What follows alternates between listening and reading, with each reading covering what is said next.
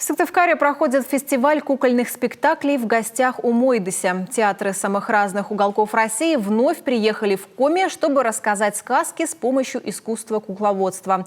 Что в этот раз ждет юного зрителя, узнала Ксения Мишарина. Мойдыщ, по Коми сказочник или сказитель. Каждый спектакль фестиваля – волшебная история для всей семьи.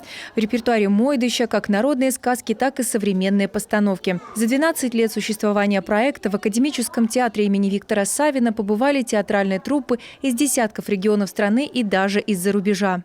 Это возможность в республике Коми удивительным образом соединить все разные сказки, поверья, повести, истории, которые дают возможность ощутить принадлежность этой огромной родине. Фестиваль в своей миссии продвигает такие понятия, как добро, любовь, что самое главное в нашей семейной ценности, и то, что заложено во всех нас внутри.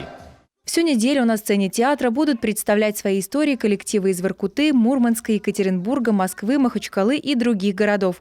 И впервые в фестивале участвует кукольный театр из Горловки Донецкой Народной Республики. Горловка – это удивительный театр, который практически уже 9 лет находится под постоянным обстрелом. И несмотря ни на что, они рассказывают историю о любви. Это коллектив, который сохранился, которые выжили, и сейчас они включились или вливаются в большую семью народов нашей страны. В Сыктывкар Горловский театр привез один из своих любимых спектаклей «Волчонок-плутишка» по пьесе Александра Кузьмина. Светлую легкую сказку о дружбе и честности уже успели посмотреть маленькие и взрослые сыктывкарцы.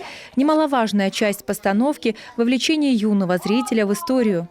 А скажите мне, детишки, если домик пахнет зайкой, то чей-то домик? Правильно! Сейчас в Горловке запрещено проведение массовых мероприятий, поэтому участие в фестивале донецким артистам приносит удовольствие вдвойне. Театр соскучился по сцене, а делиться своей культурой с другими регионами России – это всегда приятно.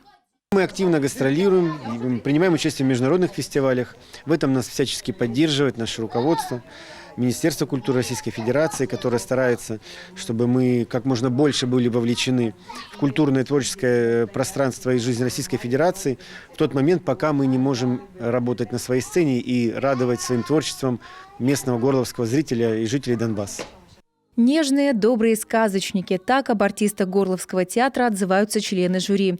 Несмотря на трудную дорогу и большое расстояние, труппа театра гастролями довольна. В Коми их встретили с теплом и радушием. А директор театра уже заверил, что в наш регион они обязательно приедут еще раз. А то, что их здесь будут ждать, даже сомнений нет. Спектакль зрители оценили. Очень понравился.